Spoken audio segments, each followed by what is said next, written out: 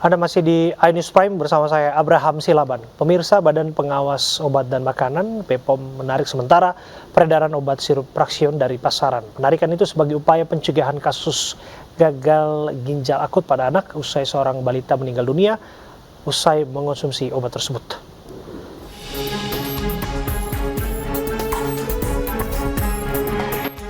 Badan Pengawas Obat dan Makanan (BPOM) menginstruksikan untuk menarik sementara peredaran obat sirup Praxion di masyarakat, salah satunya di Pasar Pramuka. Ketua Harian Himpunan Pedagang Farmasi Pasar Pramuka mengaku dirinya sudah menghimbau para pedagang obat lain agar tidak lagi menjual Praxion dan mempertanyakan fungsi pengawasan dari BPOM. Jadi memang barang ini memang bagus, cuma juga kita sangat menyayangkan, kami dari Himpunan Pedagang Farmasi Pasar Pramuka menyayangkan kok ada berita seperti kayak begini lagi. Jadi kami hanya mempertanyakan fungsi dari Badan Pengawas Obat dan Makanan, fungsinya apa gitu loh, kok timbul lagi. Sebaiknya untuk seluruh jenis ditarik dulu, kemudian diperiksa, baru diperbolehkan lagi beredar. Jadi jangan seperti kayak sekarang, jadi membingungkan masyarakat dan sangat merugikan kami para pedagang gitu. Setelah sempat mereda, kasus gagal ginjal akut progresif atipikal pada anak kembali ditemukan di Jakarta, yaitu pada anak berusia 13 bulan dan 7 tahun yang berada di wilayah Jakarta Timur dan Jakarta Barat. Dari dua kasus tersebut, satu di antaranya yang merupakan bayi berusia 13 bulan meninggal usai mengkonsumsi obat sirup penurun demam bermerek Praxion.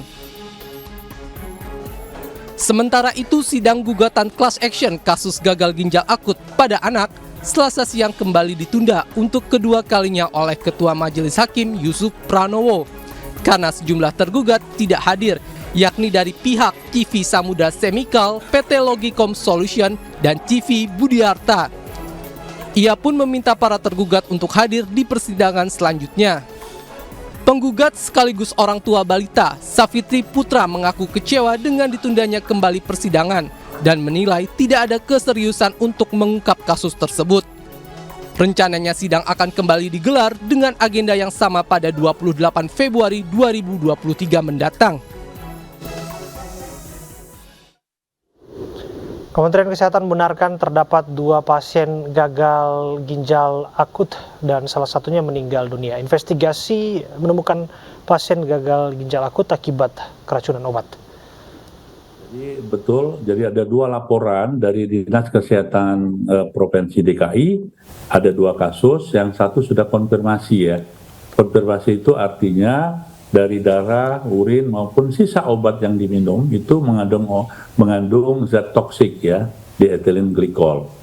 Dan tapi kita prihatin karena pasien ini meninggal tanggal 1 Februari. Sedangkan pasien kedua ini masih dirawat di RSCM dan menunjukkan kondisi perbaikan. Kita beralih ke informasi lainnya. Kejaksaan Agung menetapkan IH menjadi tersangka baru kasus BTS 4G. IH Komisaris Solitech Media Sinergi berinisial IH merupakan Komisaris Solitech di Media Sinergi.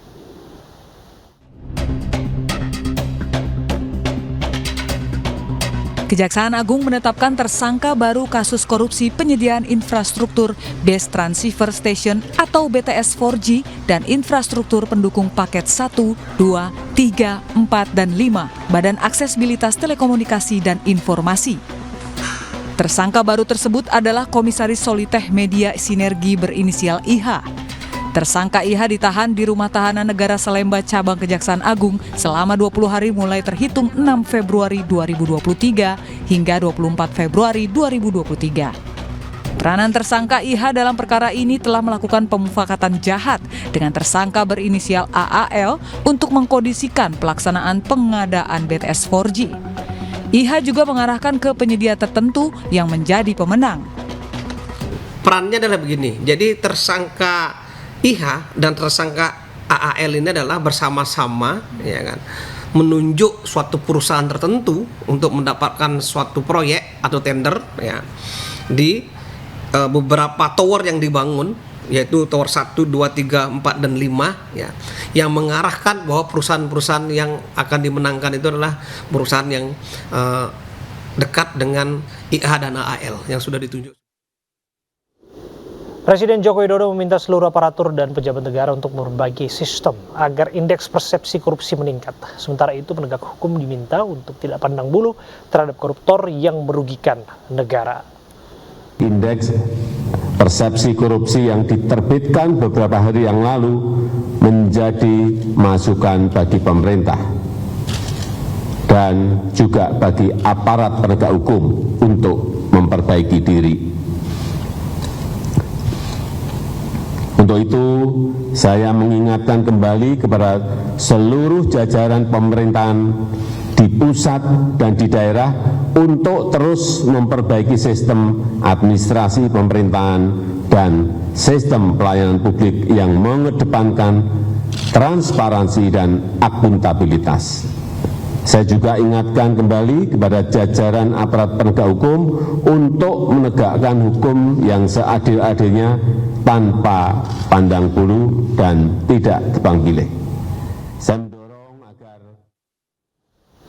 Puncak peringatan atau resepsi 1 abad Nahdlatul Ulama digelar meriah di Stadion Delta Sidoarjo, Jawa Timur. Selain Presiden dan Wakil Presiden, sejumlah menteri dan tokoh hadir dalam acara tersebut.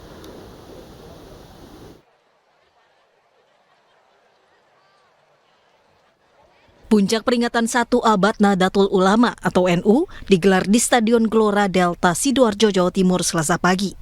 Dalam acara hari lahir ke-100 Nahdlatul Ulama ini, Presiden Joko Widodo hadir bersama Wakil Presiden Ma'ruf Amin. Presiden dan Wakil Presiden serta Ketua PBNU Yahya Khalil Stakuf kemudian melakukan pemukulan beduk digital untuk menandai pembukaan acara 1 abad NU. Acara juga dihadiri Megawati, Sinta Nuriyah Gusdur, dan para menteri. Dalam kesempatan ini, Menteri BUMN Erick Thohir menyebut Nahdlatul Ulama telah melintasi zaman sebagai organisasi terbesar dan memberikan kontribusi besar untuk Indonesia. Sebagai organisasi Islam terbesar, NU sudah berdiri melintas zaman. Mulai dari masa penjajahan, kemerdekaan, reformasi, hingga kini di era digital, NU tetap relevan dan dicintai. Para tokoh NU pendahulu telah menciptakan fondasi yang kokoh, menunjukkan bahwa 71,8% masyarakat menganggap NU selama ini telah turut memperkuat nilai-nilai kebangsaan Indonesia. Dan masyarakat Indonesia yakin dan sangat yakin sejumlah 81% bahwa NU akan memberi manfaat yang semakin baik untuk NKRI.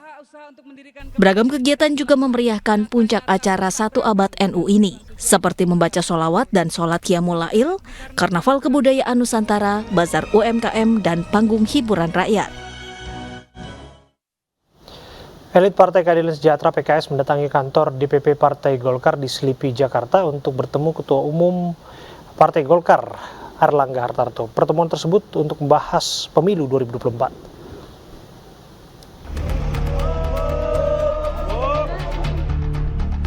Rombongan PKS dipimpin Sekjen PKS Abu Bakar Al-Habsyi.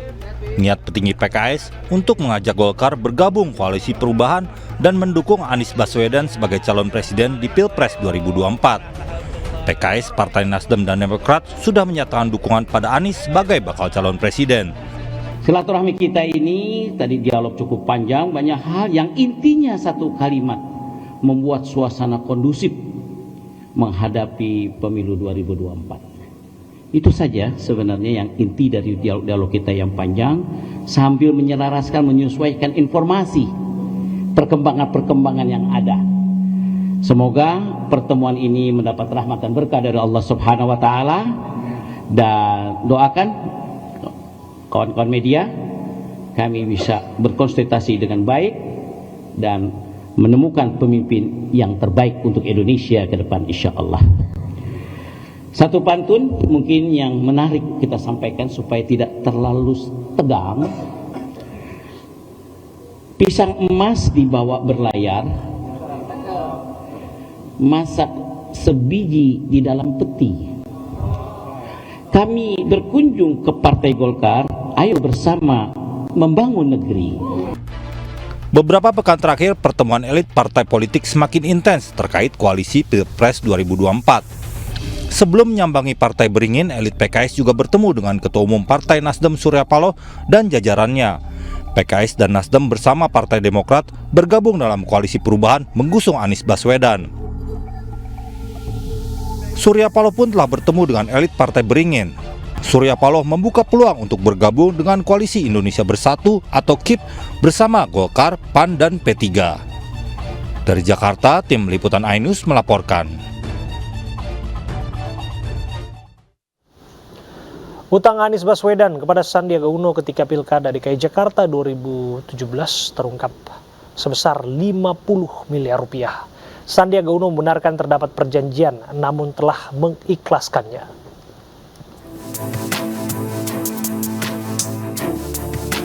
Perjalanan Anies Baswedan dan Sandiaga Uno memenangkan Pilkada DKI Jakarta pada tahun 2017 masih meninggalkan persoalan.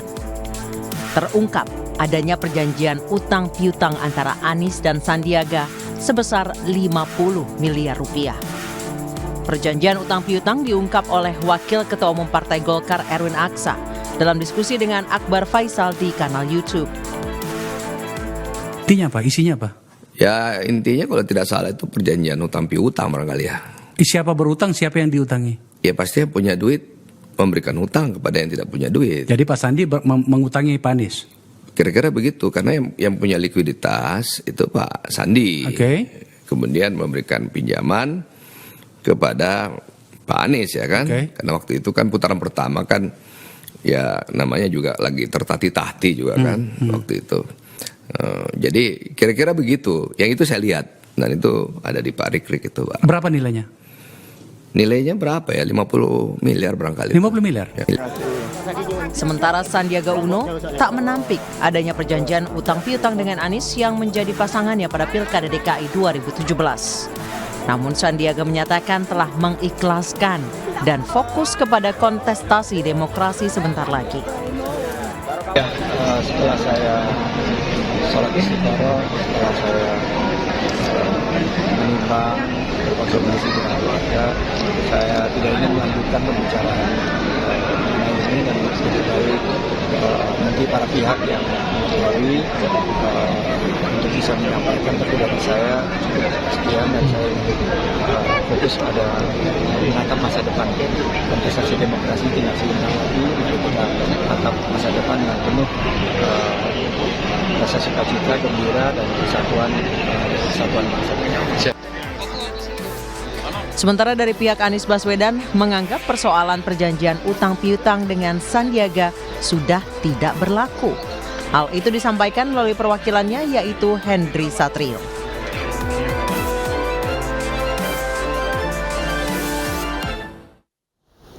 Pemirsa, Mayor Jenderal TNI Purnawirawan Joko Warsito dilantik sebagai Ketua DPW Partai Perindo Provinsi Banten. Mantan Kepala Staf Komando Operasi Gabungan Wilayah 2 siap menangkan Partai Perindo di Banten.